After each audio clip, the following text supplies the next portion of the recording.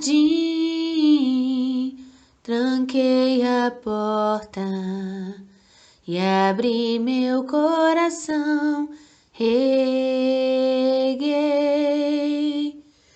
minhas raízes com minhas lágrimas, gotas de adoração. Senhor, não quero que os meus olhos percam o brilho do primeiro amor por ti. Não quero que em mim se perca o desejo de te adorar. Vem, Senhor, e me resgata todos os dias, só pra te adorar. Quero ser teu bom perfume, primeira essência, jardim particular. Estou no meu jardim, tranquei a porta e abri meu coração, reguei minhas raízes com minhas lágrimas, gotas de adoração. Senhor, não quero que os meus olhos percam o brilho do primeiro amor por ti. Não quero que em mim se perca o desejo de te adorar. Vem, Senhor, e me resgata todos os dias, só pra te adorar. Quero ser teu bom perfume, primeira essência, jardim particular, jardim particular.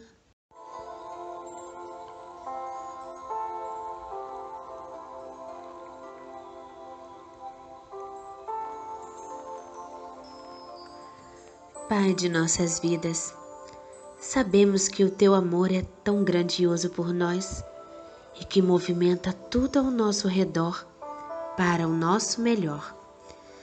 Desde as Escrituras Sagradas e a vinda do nosso Messias, tudo foi planejado para a nossa evolução. E movimentados por essa energia celestial, Senhor, é que somos possibilitados a caminhar e construir nossas vidas na rocha do Evangelho. Viver com a doutrina espírita, conhecendo as verdades espirituais, deixam nossos caminhos iluminados a chegar a Ti.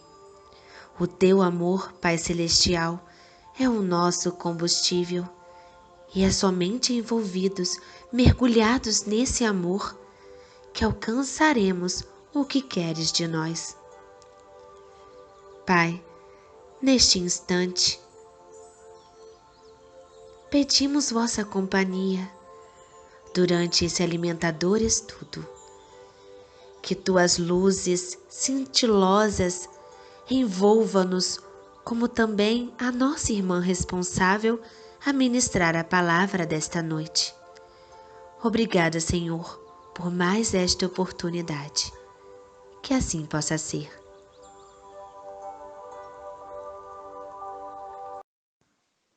Boa noite, irmãos. O evangelho da noite de hoje está em Romanos, capítulo 13, versículo 8 ao 10. Não fiquem devendo nada a ninguém, exceto o amor de uns para com os outros, pois quem ama o próximo cumpre a lei. Pois esses mandamentos: não cometa adultério, não mate, não furte, não cobice, e qualquer outro mandamento que houver, todos se resumem nesta palavra: ame o seu próximo como você ama a si mesmo. O amor não pratica o mal contra o próximo. Portanto, o cumprimento da lei é o amor. Que assim seja. Essa leitura do versículo de hoje me lembrou, inclusive, a nossa palestra ontem, né, feita pela nossa irmã Carla, que falou exatamente sobre isso, sobre o amor e sobre também a importância do amor no nosso processo evolutivo, que é o maior ensinamento do nosso Mestre Jesus. É só através do amor, da prática da caridade, da compaixão, que nós vamos conseguir caminhar pela estrada da evolução, que é também o tópico do nosso tema de hoje. Nós vamos continuar. Estávamos estudando na semana passada, né? Hoje, segunda-feira, nós fazemos estudo do Livro dos Espíritos. Na semana passada, a nossa irmã Ana Clara havia encerrado o estudo na questão 101. Nós estamos no livro 2, no capítulo 1. Nós estamos falando sobre a escala, né, espírita, a escala de espíritos. E hoje nós vamos retomar na questão 102 para falar dentro da terceira ordem de espíritos, né, que são os espíritos imperfeitos.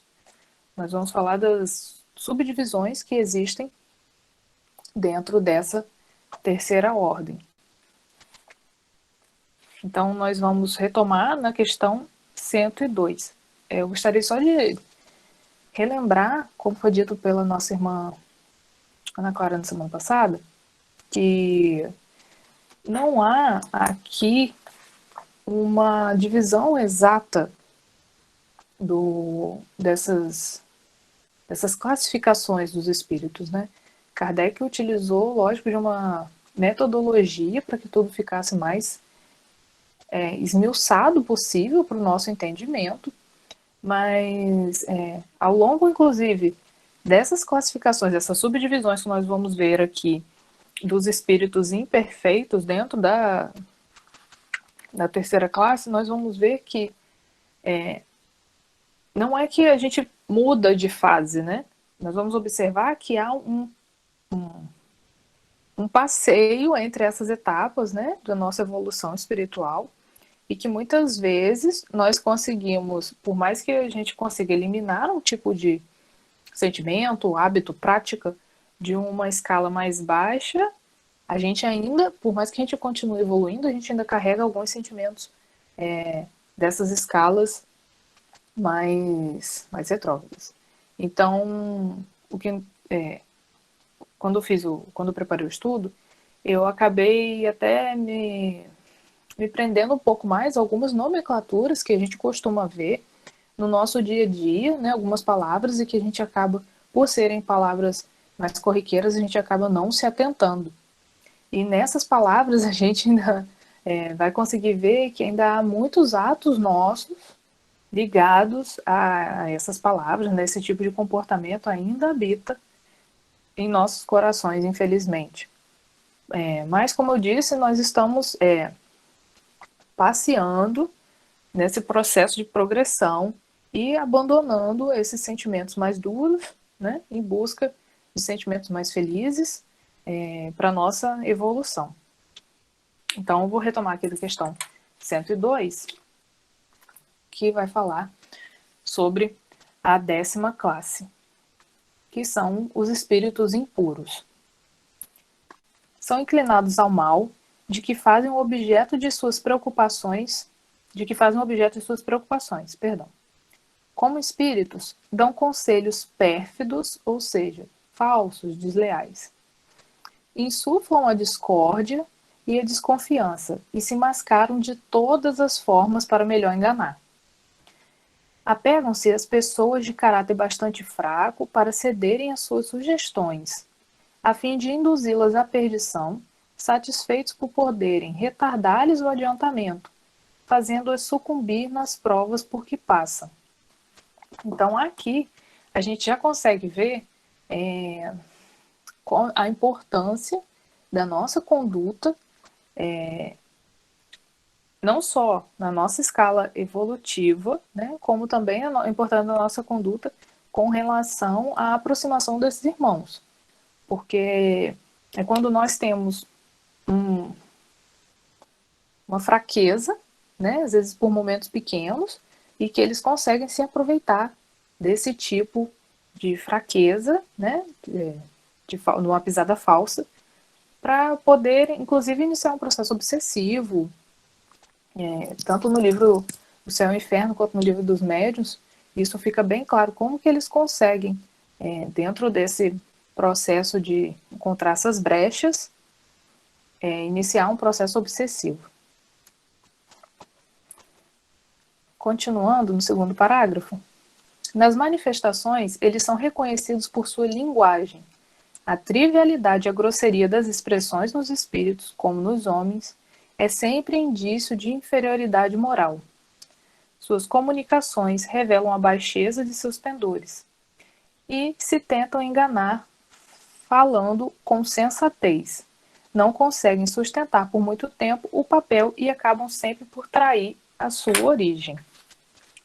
Esse pedaço me fez recordar uma passagem que a gente tem em 1 João, no capítulo 4, versículo do 1 ao 3. Vou pedir licença aqui aos irmãos nesse momento, para fazer uso da Bíblia. Em que nós somos orientados em como nós devemos diferenciar, né? Saber de qual é a proveniência do Espírito. Que é no item que fala em João, no 1 João, capítulo 4, que fala os falsos profetas e os verdadeiros crentes.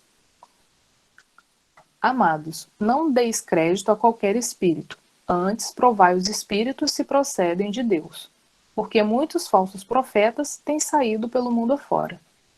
Nisto, reconheceis o Espírito de Deus. Todo espírito que confessa que Jesus Cristo veio em carne é de Deus. E todo espírito que não confessa Jesus não procede de Deus. Pelo contrário, este é o espírito do anticristo, a respeito do qual tendes ouvido que vem e presentemente já está no mundo. Então, ou seja, esses irmãos, né, dessa categoria, nós conseguimos distinguir com facilidade porque eles não se aproximam em momento nenhum para admitir a existência do Cristo, para admitir a palavra do Cristo. E, inclusive, nas manifestações espirituais, né, na prática do espiritismo, nas reuniões mediúnicas, ou em manifestações que porventura possam acontecer em algum lugar que não é de reunião mediúnica, mas por ter algum médio e a manifestação possa vir a acontecer, que nós conseguimos, então, identificar, né, a escala desse irmão justamente pelo como foi colocado aqui, pela fala, né, pelo modo de agir. Assim como nós, muitas vezes nós estudamos e falamos, citamos sempre os irmãos desencarnados. E o que nós temos que ter em mente é que nós também somos essencialmente espíritos, hoje em matéria. Mas isso que está sendo colocado aqui não vale só para o espírito desencarnado, vale para a gente também. Nós conseguimos identificar no outro, simpatizar no outro pelo modo de agir, pelo modo de falar, né, pela maneira de pensar.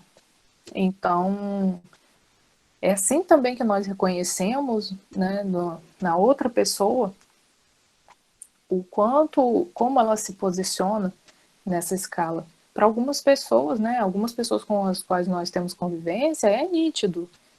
Você sente até a gente costuma sentir até uma dificuldade de lidar, uma dificuldade de estar por perto, Porque a gente costuma dizer que a pessoa, nossa, fulano é muito negativo, fulano tem muita gente que fala assim, é muito carregado, né? Porque chega perto de você e você já sente assim. E o jeito de falar, o comportamento. Então, essa passagem que eu falei de 1 João, tanto aqui quanto esse trecho, demonstra pra gente como ainda é a baixeza na escala evolutiva, né, desses irmãos e como nós temos que estar atentos também para reconhecer que todo aquele que se aproxima negando a existência do Cristo, a palavra do Cristo, nós temos que, né, levantar aí nossas defesas e, logicamente, tentar ajudar no que for possível, mas sempre estar atento para não se deixar levar, não se deixar corromper pelo tipo de comportamento, fala que esse irmão que se aproxima tanto desencarnado quanto encarnado possa trazer para a nossa vida. Seguindo no terceiro parágrafo, ele vai falar, vai nos esclarecer. Alguns povos os transformaram em divindades maléficas. Outros os designaram pelos nomes de demônio, mau gênio e espíritos do mal. E aqui eu vou fazer uma pausa para a gente poder falar melhor sobre essa visão que a gente tem sobre demônios, né? A gente costuma falar sobre demônios, o demônio.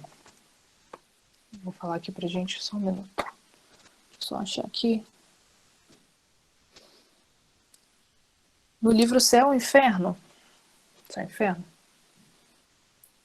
No capítulo 9, na primeira parte.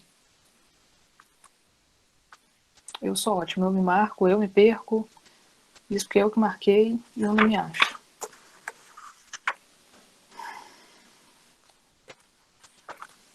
Isso. No capítulo 9, na primeira parte, ele vai ter um item que ele vai falar sobre os demônios. E o que acontece no Céu e Inferno? O livro ele é dividido em partes que ele vem falando das nomenclaturas ou das concepções culturais e teológicas que a gente tem com relação a certas entidades, vamos supor, sobre anjos, demônios, santos e outras colocações, né, que nós temos dentro de várias teorias que há dentro do cristianismo, né, de outras religiões dentro do cristianismo, não só a espírita. Então tem uma parte que Kardec fala tanto sobre anjos e demônios.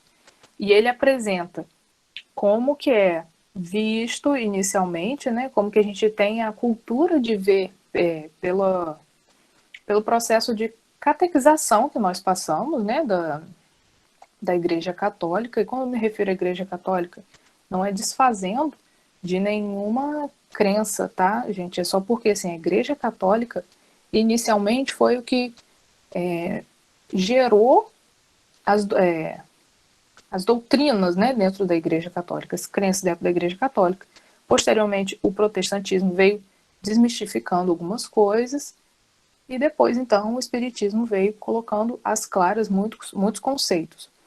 Mas nós acabamos carregando muitos conceitos ainda desse cristianismo que nasceu, muitas concepções dentro da Igreja Católica.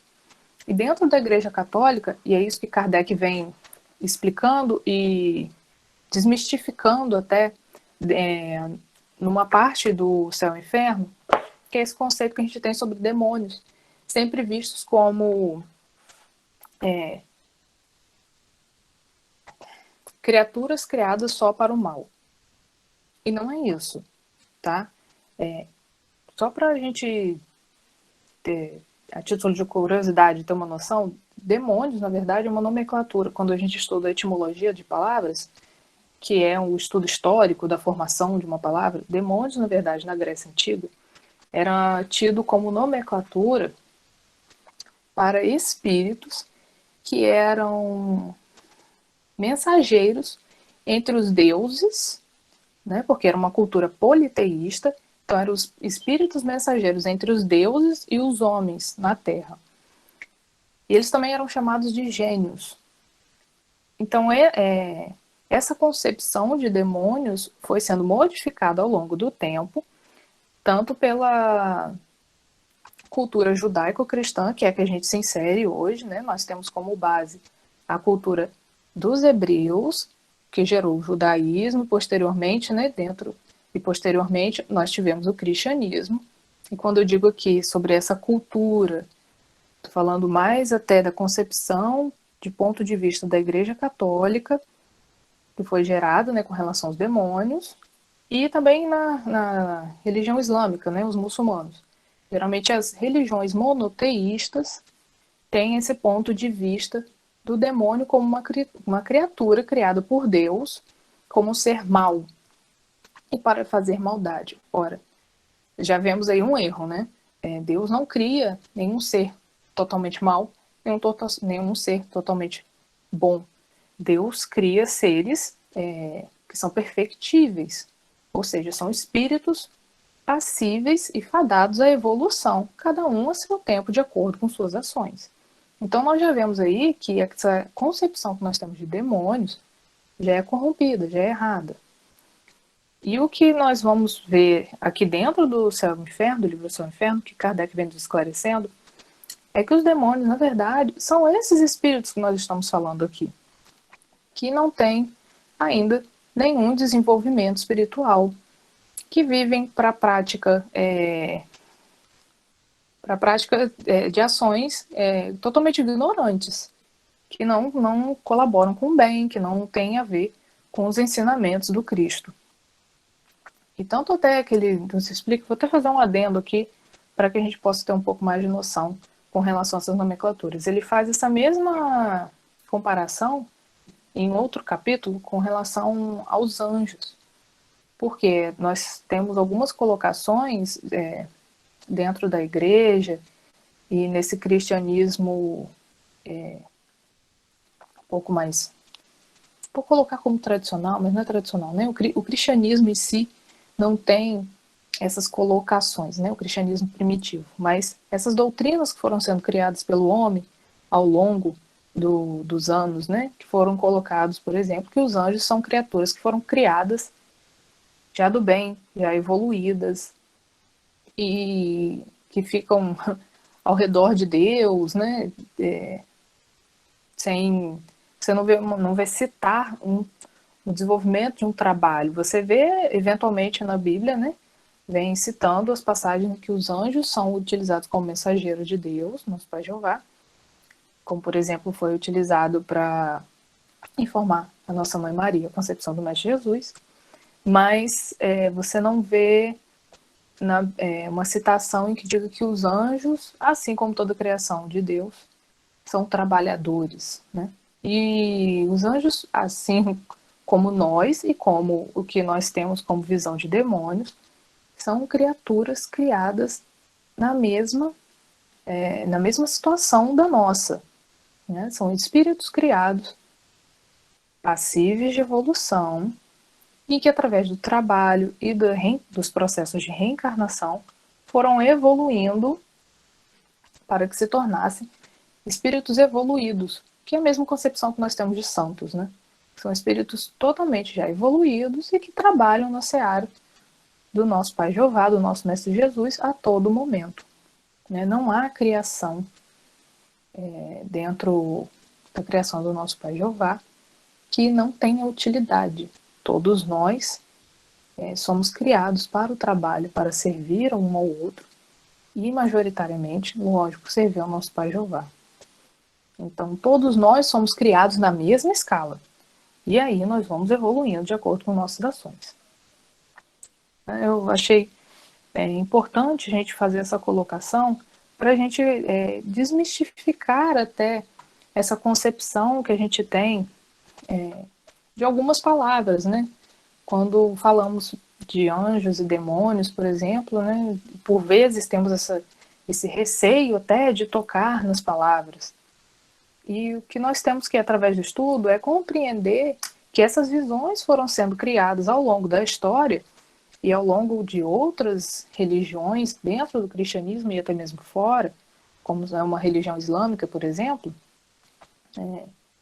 foram sendo criadas ao longo da história, mas que não cabe para nós que estamos aqui estudando o Espiritismo continuarmos com esse olhar místico com relação a essas criaturas.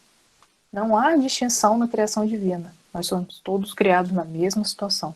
Nós somos todos perfectíveis, ou seja, seres criados ignorantes, fadados à evolução espiritual, de acordo com nossas ações. Por favor, irmãos, se vocês quiserem fazer algum comentário, colocar alguma dúvida, podem ficar à vontade. Então, seguindo no próximo parágrafo, quando encarnados, os seres vivos que eles constituem são inclinados a todos os vícios geradores das paixões vis e degradantes. A sensualidade, a crueldade, a malícia, a hipocrisia, a cupidez, a avareza sórdida. Fazem o mal por prazer, na maioria das vezes sem motivo. E, por ódio ao bem, quase sempre escolhem suas vítimas entre as pessoas honestas. São flagelos para a humanidade, seja qual for a categoria social a que pertençam, e o verniz da civilização não os livra do opróbrio e da ignomínia, ou seja, não os livra da degradação social e nem da desonra por julgamento público. Só um minuto, eu vi que alguém fez algum comentário aqui. Cotinha fez uma pergunta. Pode-se dizer que demônio seria o mesmo que obsessor? Então, irmãos, não necessariamente um espírito obsessor está nessa última classe. Às vezes o espírito está obsidiando algum irmão porque tem algum sentimento em comum. Por exemplo, muitos irmãos em caso de depressão. Não necessariamente um irmão que está obsidiando essa pessoa porque quer fazer o mal. Muitos irmãos se ligam aos nossos corações por sentimentos de tristeza,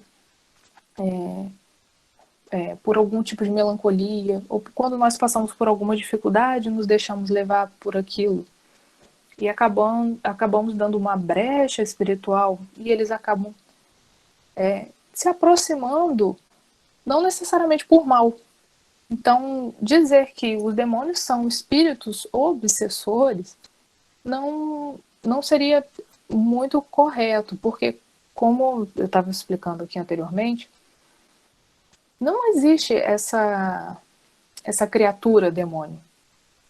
Nós são irmãos que ainda não têm uma evolução suficiente para entender que fazendo de maneira proposital ou não, ele está fazendo mal, né? Seja por ignorância, muitos fazem e não têm essa concepção do que é certo e errado. Muitos espíritos não têm ainda concepção das palavras do Cristo. Muitos espíritos que vão à reunião mediúnica, por exemplo, são socorridos, não conhecem a palavra do Cristo. Muitos não conhecem o Cristo. Muitos espíritos muito antigos, antes de Cristo, não conhecem o Cristo. E não reencarnaram. E às vezes eles estão em looping, ou seja, às vezes eles estão revivendo o mesmo momento de desencarne, de suicídio, de carnificina há anos e não conhecem a palavra do Cristo. E acabam, às vezes, obsidiando outras pessoas. Tanto por querer, né, fazer esse tipo de mal, e às vezes por não saber, se ligam pelo sentimento. Então, usar essa palavra hoje, com o conhecimento que a gente tem, com o estudo que a gente tem, para se referir a qualquer criatura, né, filho do nosso Pai Jeová, é até injusto, porque assim, é uma concepção arcaica que a gente tem com relação a espíritos que são criados para fazer o mal. E não é isso. Né? Se a gente parar para pensar no que Kardec vem nos ensinando, e os irmãos também, na verdade, isso é uma mistificação de espíritos que ainda não encontraram a evolução, não encontraram o sentido do amor.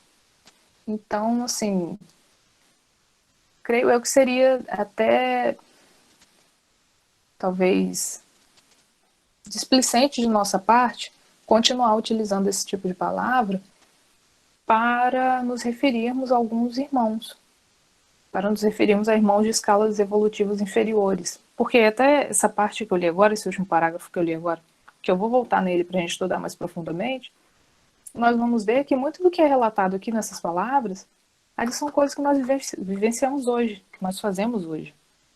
Então, eu colocaria que não faz sentido para a gente utilizar essa palavra. Isso é uma mistificação, é como falarmos de bruxas. Bruxas, na concepção vista da cultura, não caberia para nós que estudamos o espiritismo chamar alguém de bruxa. Porque o que eram bruxas? Bruxas muitas vezes eram médiums, que às vezes não sabiam usar a mediunidade, às vezes sabiam, não tinham consciência, não tinham estudo. E alguns irmãos, até dessa escala evolutiva mais baixa, acabavam se aproveitando disso. Então, olha que injustiça a gente olhar para um médium hoje, com o conhecimento que a gente tem, e ver aquela pessoa utilizar, às vezes, da mediunidade para ganhar dinheiro, por exemplo. Nós sabemos que é um médium que está fazendo o mau uso da mediunidade, mas cabe a nós hoje chamar esse tipo de médium de bruxa?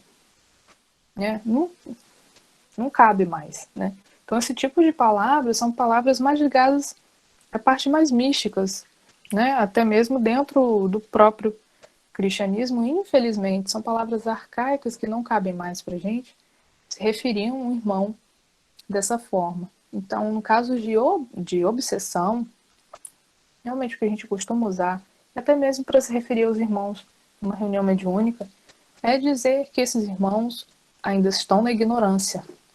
Né? Eles não são ignorantes, eles estão na ignorância.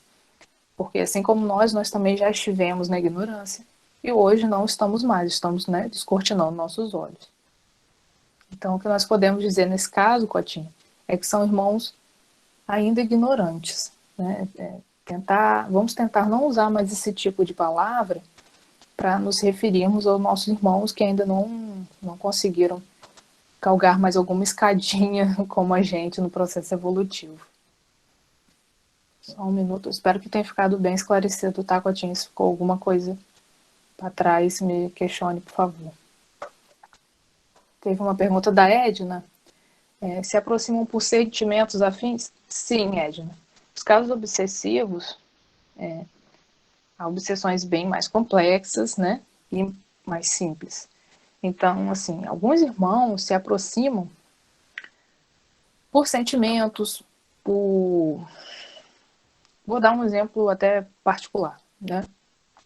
Eu tenho um problema de saúde e certa vez, eu já na casa, já frequentadora, trabalhadora na casa, certa vez, por me deixar até enfraquecer espiritualmente por conta desse problema, uma irmã de problema semelhante se aproximou de mim e me acompanhou por algumas semanas.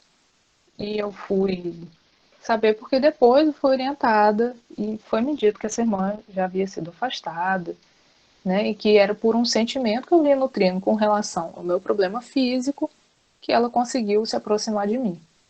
Essa irmã estava fazendo isso por maldade? Não estava. Ela tinha eu tinha algum débito de vidas anteriores com essa irmã? Não tinha. Era simplesmente, neste caso, né, porque eu me deixei enfraquecer por conta deste problema físico. Ela tinha um problema igual e ela ainda desencarnada sofria com este problema por não ter o conhecimento de que ela já tinha passado pelo processo de desencarne. Ela não precisava mais sofrer aquela dor, que era uma dor da carne. Ela acabou se ligando a mim. Mas nós temos, lógico, processos obsessivos muito mais complexos que podem se dar por conta de outras encarnações, né, de débitos que nós vamos angariando ao longo das nossas outras encarnações. Então,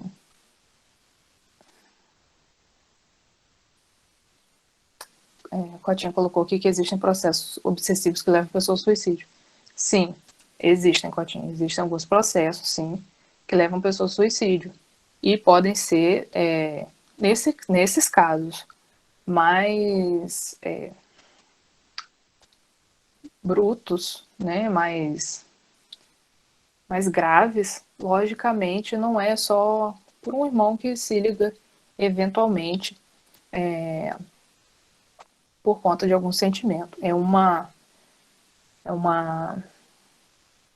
um mix, né, uma junção de coisas que dão abertura para pessoas que acabam caindo no processo de suicídio.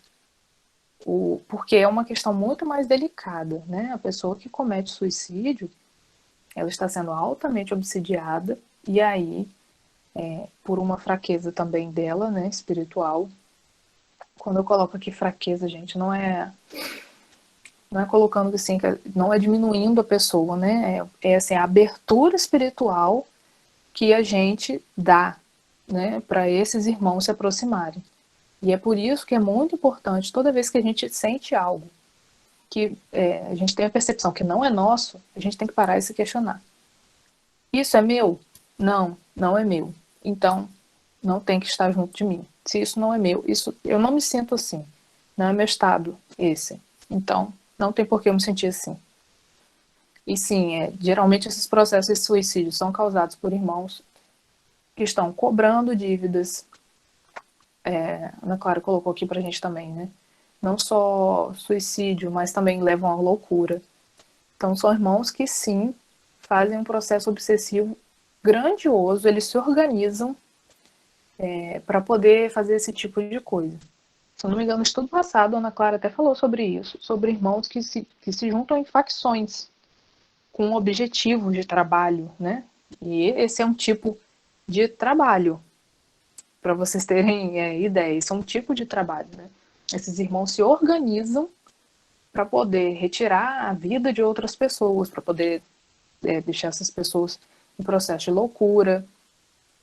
Então, mas aí é uma obsessão bem alta, tá? Não é uma obsessão, como eu estava falando aqui, de irmãos que acabam se associando a gente por algum tipo de sentimento que não é tão forte, né? Nesses casos assim, com certeza, não é só sentimento, é também dívida, são processos que a gente vem passando ao longo de outras encarnações, que a gente vem trazendo, que não são pequenos, que não são fáceis de lidar, e eles acabam sim achando a gente e conseguindo fazer esse tipo de trabalho, né, para outros irmãos também que sofrem pelo mesmo processo de ignorância e de maledicência. Então é muito importante sim, como foi colocado aqui, que estejamos vigilantes a todo momento. Quando a gente sente alguma coisa que não é comum, não é corriqueiro nosso, que não tem porquê, não tem causa, sim, nós temos que estar muito vigilantes com nossas atitudes, com as nossas palavras, com os ambientes, com as pessoas que se aproximam. Nós temos que ser vigilantes, sim, a todo momento, porque são portas que nós abrimos para essa aproximação. Agora eu gostaria só de voltar aqui, ficou claro? Se tiverem mais alguma colocação, por favor, tá? Fiquem à vontade. Eu gostaria de colocar só aqui, como havia dito, para a gente fazer uma reflexão melhor sobre essa questão desses irmãos que estão na 10ª classe. Porque, como eu disse, só ver agora, faltam 10 minutos. Como eu disse, nós passeamos, né, entre essas classes, nós não pulamos de uma classe para outra, não é como atravessar a rua, né? É um processo e que a gente vai abandonando certo tipo de sentimentos e práticas ao longo da evolução. Então, nesse último parágrafo que eu li, vou só voltar aqui para a gente poder se atentar a algumas palavras e ver como que a gente ainda carrega muito desses sentimentos, não necessariamente todos, mas a gente ainda carrega. Então, vamos lá. Primeira coisa que eu gostaria de colocar é que fala dos vícios geradores das paixões vis, né? Sobre a sensualidade, a crueldade, a malícia que por vezes a gente fala de malícia e a gente tende a conotar para um lado sexual. Malícia, gente, não é só ligado à sexualidade. Malícia é ligado a tudo que a gente faz com maldade. É uma ação imbuída de maldade, uma ação pensada com maldade. Quando a gente fala do outro, quando a gente toca em alguma história só para ver o que o outro vai falar, quando a gente pratica qualquer coisa para ver a reação do outro, isso é agir com malícia. Então, olha só como nas pequenas coisas a gente ainda acaba agindo com malícia. Uma outra palavra que é a hipocrisia. Gente, a hipocrisia era uma das coisas que Jesus mais falava com relação aos fariseus. Diversas passagens do Evangelho, Jesus fala sobre os fariseus serem hipócritas. E nós seguimos ainda muito hipócritas, né? Eu até separei aqui 2 pedacinhos, vou acabar não lendo, porque já está em cima da hora, mas que são até trabalhados no Evangelho segundo o Espiritismo. Eu vou pegar aqui de novo na Bíblia, que é Mateus, capítulo... Mais uma vez eu me perdi nas minhas próprias marcações.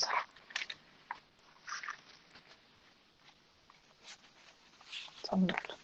Em Mateus capítulo 23, no versículo do 13 ao 36, Jesus faz uma série de colocações, uma série de advertências aos fariseus e aos escribas, só com relação à hipocrisia.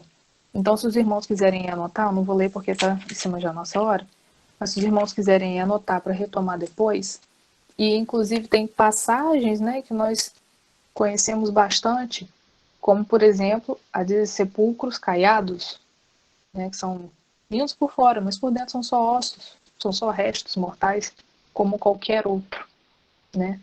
E também a passagem de Mateus 7, do versículo 1 ao 5,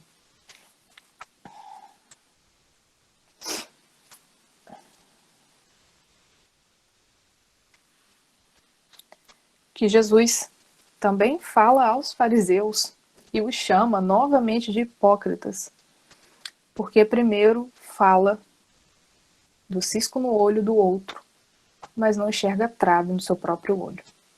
Então essas 2 colocações são o que Jesus sempre disse com relação aos fariseus. Olha o que vocês demonstram por fora, né? Olha o sepulcro caiado, você demonstra uma coisa por fora, mas por dentro você é outra. Olha como você aponta o seu irmão e você não consegue se enxergar, né? Tem um ditado que diz, né? Quando Pedro fala sobre Paulo, a gente sabe mais sobre Pedro que sobre Paulo. Então, quantas vezes a gente aponta o outro, fala do outro, e não consegue olhar pra gente? E isso é muito corriqueiro, a gente faz muito ainda, infelizmente. A mesma coisa de sepulcros caiados, a gente se importa tanto com a aparência, a gente se importa tanto em parecer coisas. Mas o que a gente está sendo por dentro? Então, quando a gente fala, isso tudo que eu estou falando aqui, está dentro dessa última colocação ainda, da 10ª classe dos espíritos. E olha como a gente carrega coisa, ainda. Então é isso que a gente tem que estar sempre atento. A gente tem que estar muito atento com as nossas ações. E quando eu falo a gente, eu me incluo realmente, porque eu também faço isso, continuo fazendo, e a gente tem que ter muita atenção. Talvez hoje a gente não faça de maneira mais tão aberta e tão clara quanto a gente fazia alguns anos atrás.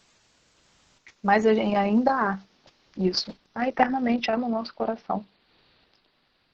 E assim, se a gente já conseguir pensar e não falar, já é um avanço. O não falar por vezes é um avanço enorme. Enorme. É aquela velha história. Bota um copo d'água na boca e aguarda.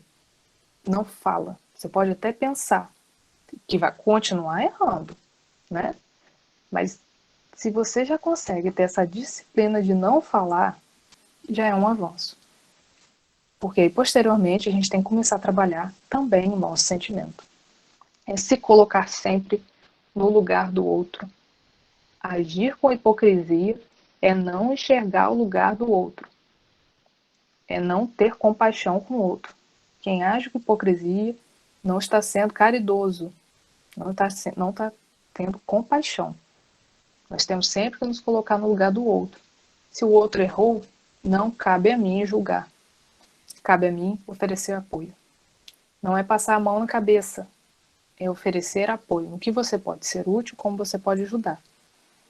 Não é passar a mão na cabeça, mas também não é apontar o erro do outro. Não cabe a gente apontar o erro do outro. Isso não cabe mais,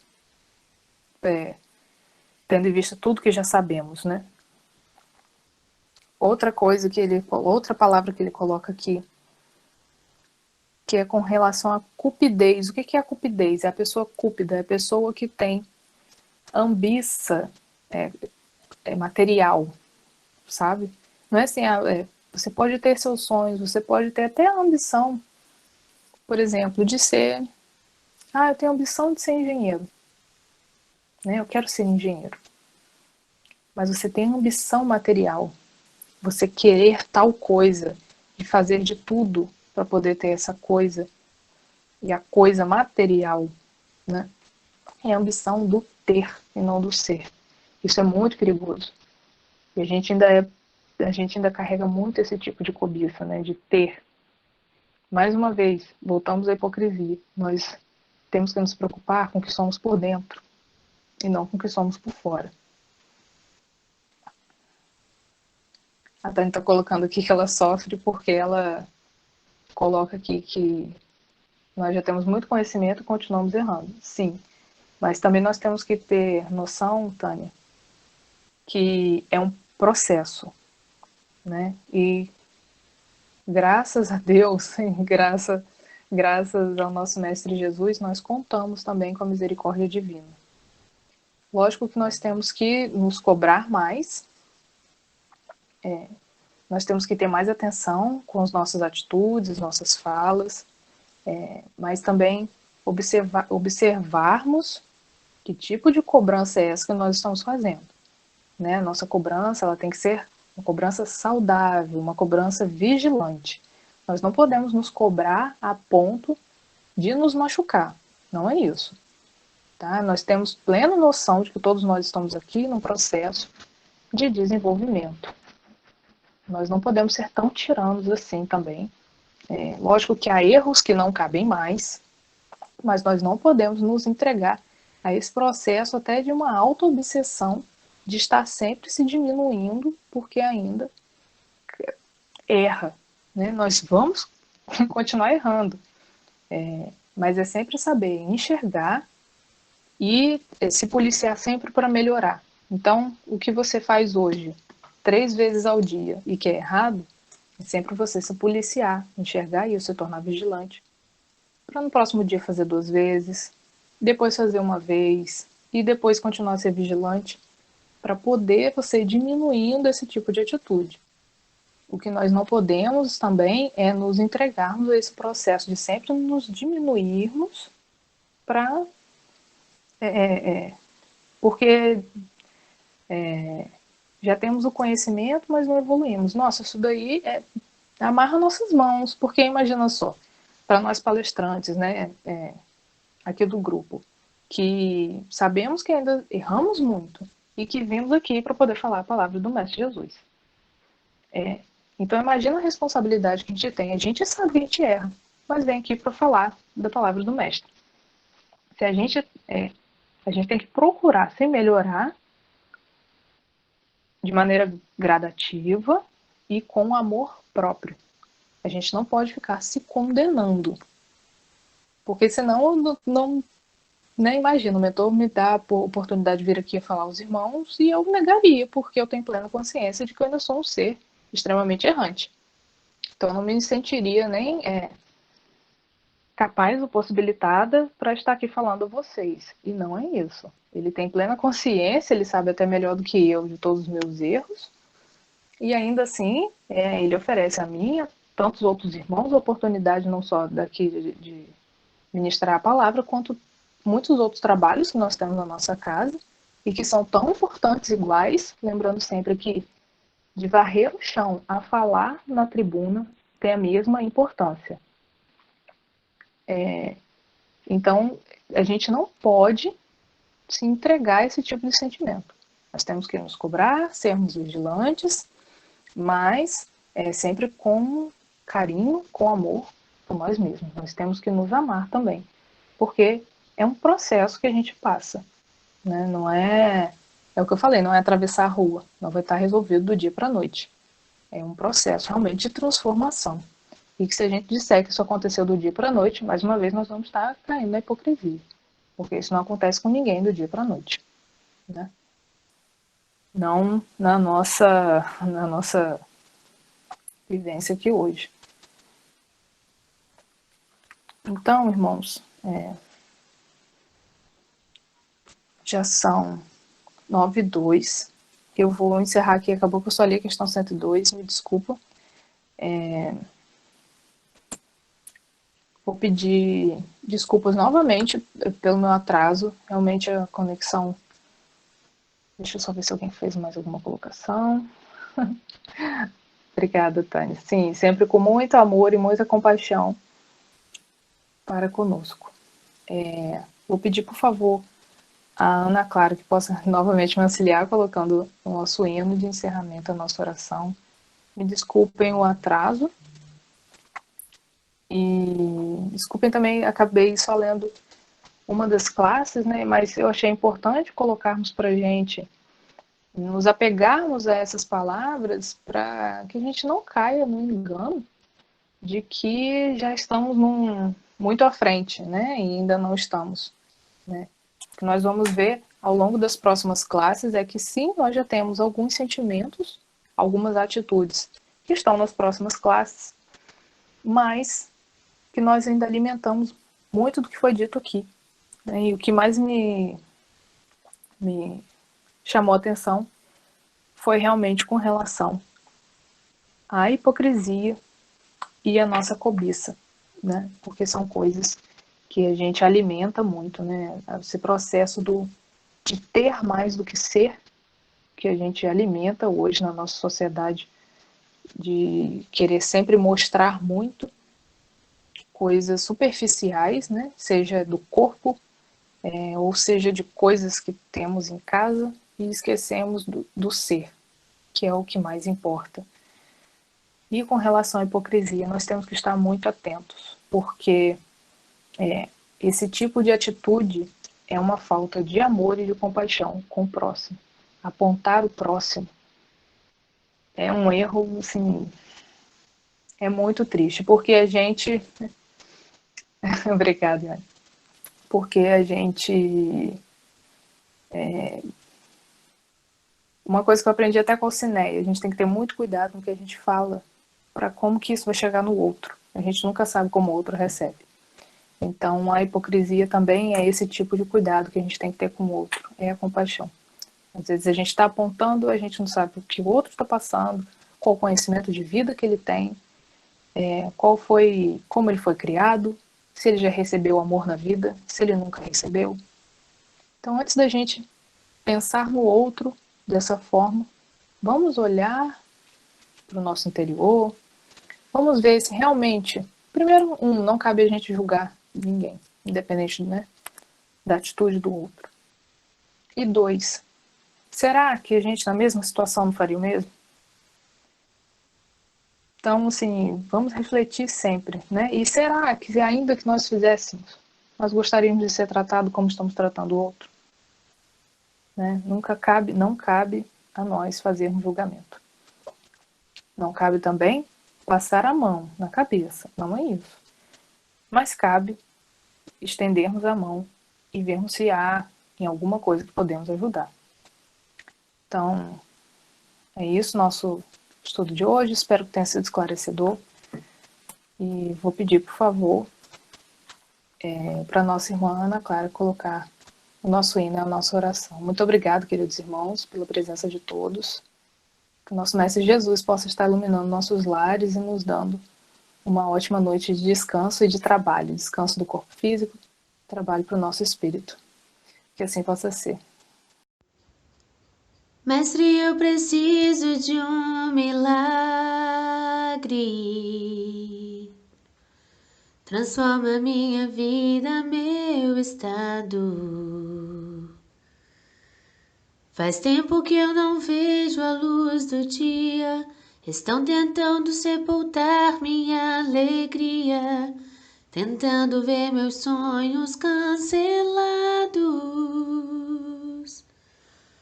Lázaro ouviu a sua voz quando aquela pedra removeu.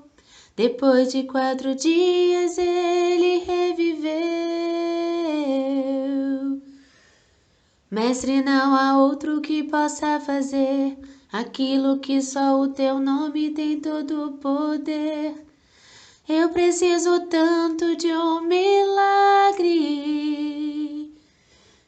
Remove a minha pedra, me chama pelo nome, muda minha história, ressuscita os meus sonhos, transforma minha vida, me faz um milagre, me toca nessa hora, me chama para fora, ressuscita-me. Mestre, eu preciso de um milagre. Transforma minha vida, meu estado. Faz tempo que eu não vejo a luz do dia. Estão tentando sepultar minha alegria, tentando ver meus sonhos cancelados. Lázaro ouviu a sua voz quando aquela pedra removeu. Depois de 4 dias ele reviveu. Mestre, não há outro que possa fazer aquilo que só o teu nome tem todo o poder. Eu preciso tanto de um milagre. Remove a minha pedra, me chama pelo nome, muda minha história, ressuscita os meus sonhos, transforma minha vida, me faz um milagre, me toca nessa hora, me chama para fora, ressuscita-me. Tu és a própria vida, a força que há em mim. Tu és o Filho de Deus, que me ergue a vencer. Senhor de tudo em mim, já ouço a tua voz, me chamando pra viver uma história de poder. Remove a minha pedra, me chama pelo nome, muda minha história, ressuscita os meus sonhos, transforma minha vida, me faz um milagre, me toca nessa hora, me chama para fora, ressuscita-me.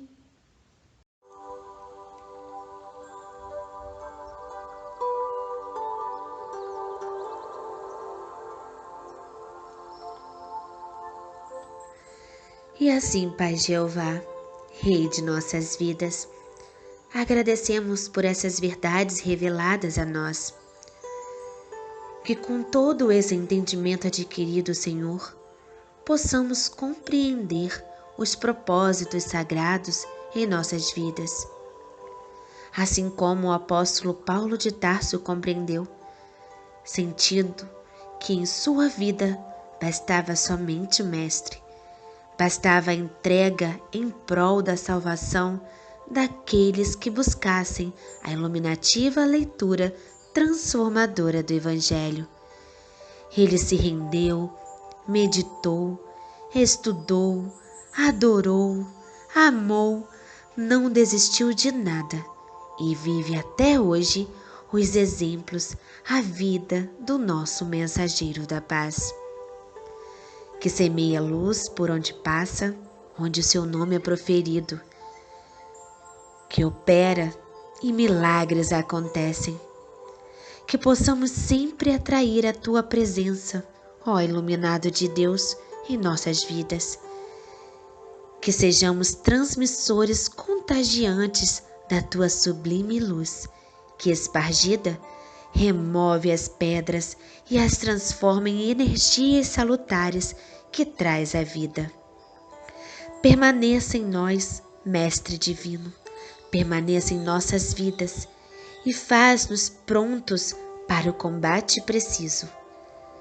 Que ao descansar o nosso corpo físico, possamos ser recrutados por Ti, Senhor, a trabalhar em Tua seara de amor e luz. Cure nosso planeta, Senhor, cure o nosso coração e preencha o nosso ser com a Tua presença, que é a essência de tudo. Que assim seja.